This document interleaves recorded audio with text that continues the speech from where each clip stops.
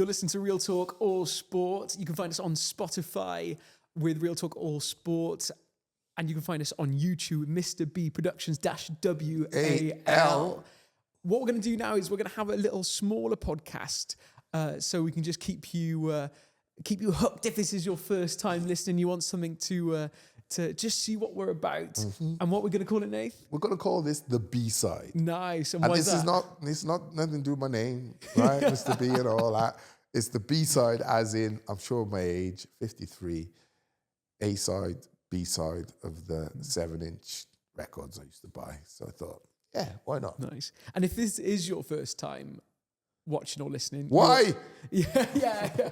You are so welcome. And if you could give us a subscribe. If you have listened or watched a few of these and you haven't subscribed yet, what are you playing at, man? Yeah, man. Give us a subscribe, give us some love. Wonderful and people, help man. The other guys find us too. Straight into the Hall of Fame, the Dav Matheson Hall of Fame. Dav Matheson Hall of Fame, right. UC Jaskalani went down so well last time. Because he's a legend, mate. Because he is a legend. Yeah. So I could probably pick all of that Bolton team. Chrissy Fairclough. You should put him in your Hall of Fame. Ex-Tottenham, Bolton, Gladiator. Gladiator players are what we like to see in the Hall of Fame. Jerry Taggart, Gladiator. So with today's one, would you like me to reveal who it is, or do you want to guess like you've done you're going to before? do me on that guessing. Go on. And I generally don't know, but give me a clue. Okay, so a clue with him is he is a legend for Norwich. Norwich. For Norwich would be... Jeremy Goss. Not Jeremy Goss. Scored that volley against Bayern Munich. I thought it was going to be him. He's a legend for Norwich. Legend for Norwich. Is he Welsh? He's not Welsh, no. That kills me. In the last episode, we talked about Carlisle. He was born in Carlisle. That's not helpful, but I'm just like, that's a great link. That's come full circle. Yeah. A long ass circle. I don't know if I don't think that counts as a clue, but he's born in Carlisle. Yeah. Oh, I know who it is. That works out. That narrows it down to about 3 million people. Yeah. Play for Norwich. Mm-hmm. Can you give me like an era? Is it like... So he would have played for Norwich in the late 2000s and 2010s.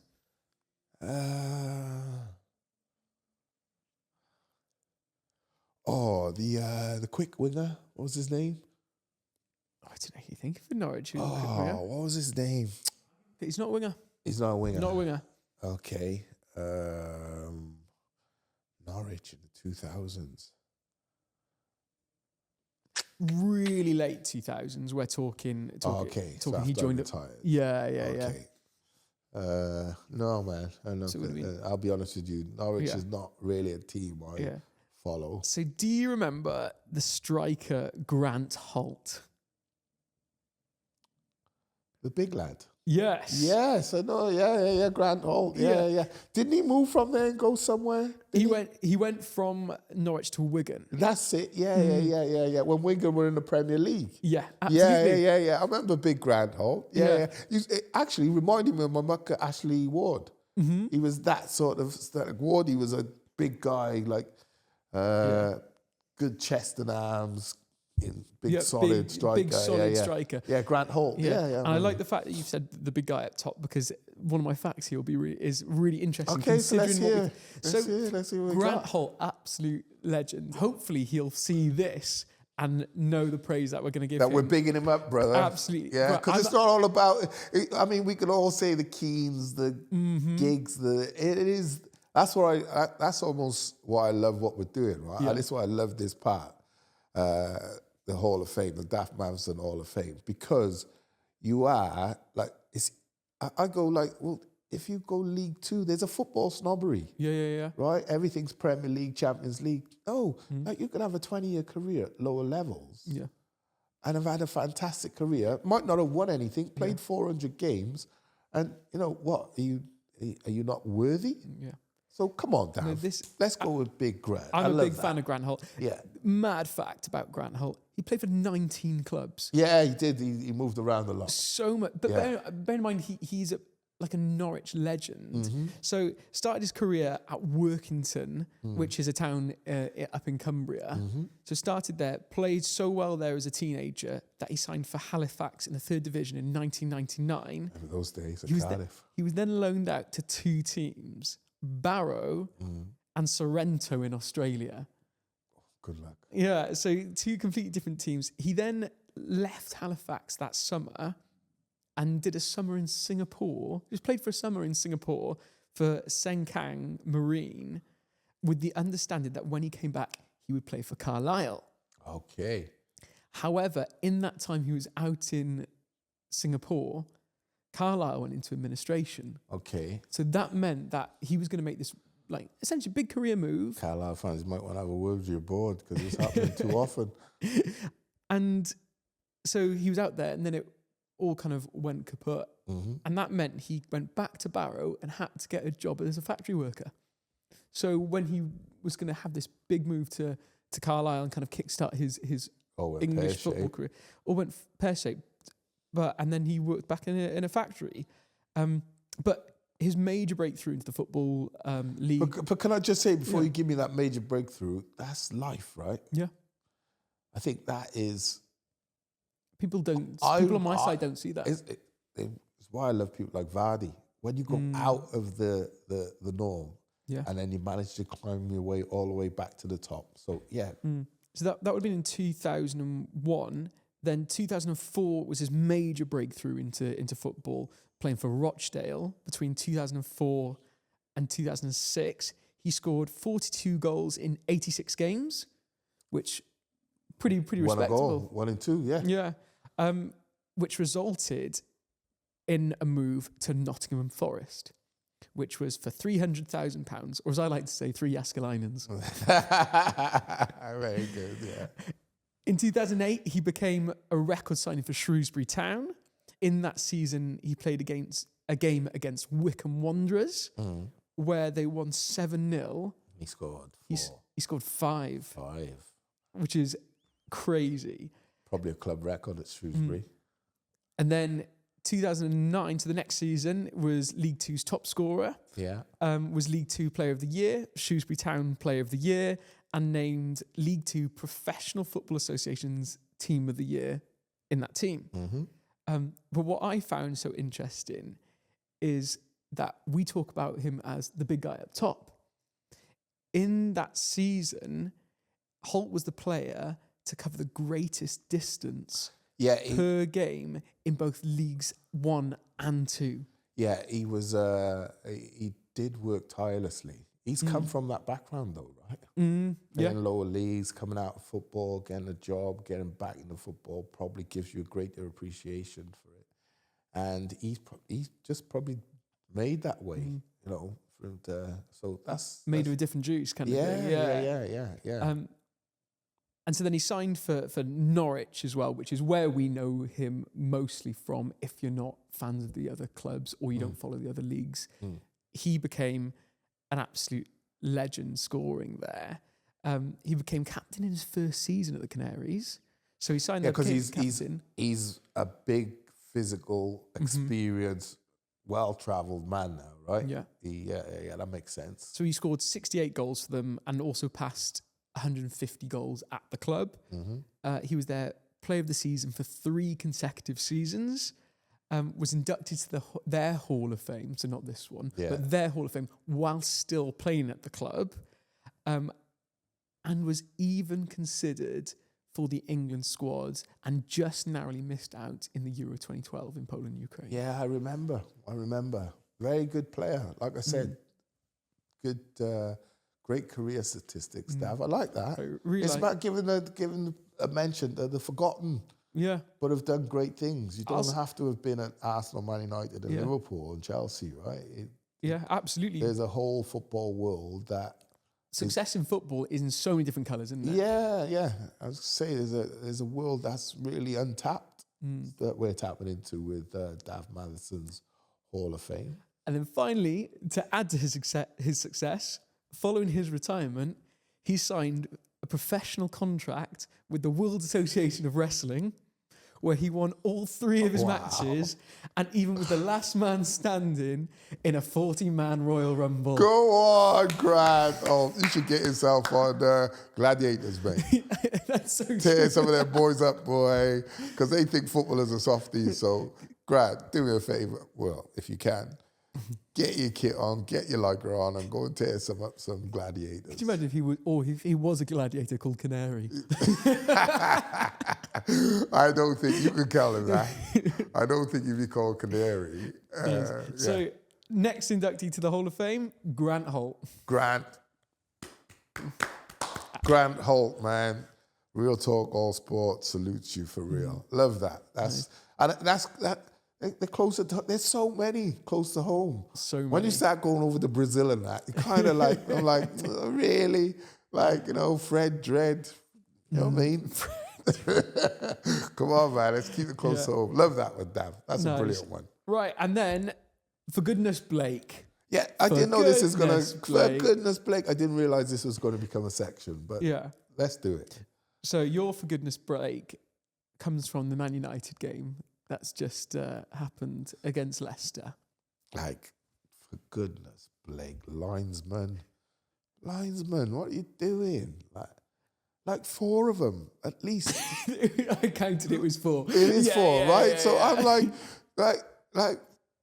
forget VAR and all that nonsense talk, right? Like, what are you doing? What was he doing? Like, he's looking like, do you know what they say? So you'll hear this expression so many times from commentators. Oh, yeah, he stood on the right-hand side. He's looking across the line. He should never be caught offside. Why? Because you're looking across the line. Linear. However, a footballer is looking across the line and at the ball and at his teammate, right? A linesman just looks across the line. Mm-hmm. Now, I'm sat at home going, 1, 2, 3, 4, right? Like, they're all the wrong side. Yeah. Here comes the ball. As the ball's being kicked, they're not got onside. The ball's in the air. They've stayed that side. They've stayed goal side. I'm like, well, they started goal side. They're still goal side. Even if you got distracted and a bird flew in your eye and you couldn't see, you say that split. Oh, well, they're still offside. Because we're talking. It's not. Is it? We talked a lot about offside with people like making runs, bend. There is no bend and run because it's from a free kick. Like bend your eye line. That's what I would say, bro. Like, I don't want to ill out on referees and linesmen, but listen, that's just a shocker. That's just a shocker. That's one of those ones that if VAR was never invented, you're talking about that. Remember, probably before your time, I can't remember the game, but Man United played at home to someone. Someone scored, it was over the line. The keeper dives back, scoops it across, out of the goal. The ball was probably 2 yards over the line. The goal was never given. I remember another occasion where someone ran from inside, I don't know if it's Old Trafford, but they run from inside their own half, and the linesman's got his flag. They run from inside their own half, not by a yard. I've got here, was it Pedro Mendes and Roy Carroll? Yes, Roy Carroll. I knew the name was Carroll, right? I couldn't remember. The goalkeeper's Roy Carroll. Man United, yeah. He gets it, scoops it back from beyond the... Not, Dav, like, I'm not talking... Here's the line and here's the ball. I'm talking, he's had to dive over the line and scoop it back and throw it out. Past, like, the commentators, like, and the pitch microphones. I would say between the line and the net. It's halfway. Right? So it's not like a talking point. And that's what I would say about the offside. Leicester, like, come on, like, Ruud van Nistelrooy's trying his, trying his hardest to try and keep this little, they won a game, momentum and all that. You just kill him. That decision, not to ill out on the linesman, he's not done it purposely. Yeah. But then, like, when I was looking at it thinking, maybe that's a result of VAR. Maybe in their minds they're getting a bit lax, thinking, well, I've got VAR, even though VAR is not in that competition at that. It doesn't come into the 5th round. Yeah. Right? So maybe he's thinking, don't have to. But I can't explain how a linesman, not the referee, the linesman is looking for the far side, the ball's coming from the other side, and it's in the air for like a minute before Harry heads it, and you there's just nothing. For goodness, Blake. For goodness, Blake. No. Wake up, you bumber. What's wrong with you? Cheese and peas. I couldn't believe it, mate. I really couldn't believe it. That killed like that. When you hear people say, "Oh, is the FA Cup a distraction?" Is it? No. I would say that's a prime example of Leicester win that game or get United back and win at home. Or that's a perfect momentum gainer. Yeah. Right? So it allows you, because of the stature of who you've beaten, you've gone to Old Trafford and won or drawn and come back. For goodness, Blake, come on, mate. You've got to do better than that. And to finish off, that finished me off. To finish off side B, fans question. Go on. Who's the best player you've played with? With, played with, not against. With Neville Southall or Ian Rush. Wow, that's striker or goalkeeper? Yeah. Wow. Yeah. Sparky's up there as well. But I put Rushy at the top of the tree. And because I'm a striker, that is. Yeah. And in one sentence for each, what made them so good? Rushy, just the king of every finish there is. Left foot, right foot. He's the person you learn, listen, don't have to put it in top corner, just get it past the keeper, hit the target. Nev do things like I played with some keepers, but size and stature, Nev, big, thick, solid guy. But I remember being an under-21. I wasn't playing in the first team. We played Cyprus. We'd beaten Cyprus, and the first team would play in Cyprus. I think they won 1-0 as well. Nev was unreal. I remember, I think it was Romania or Bulgaria away.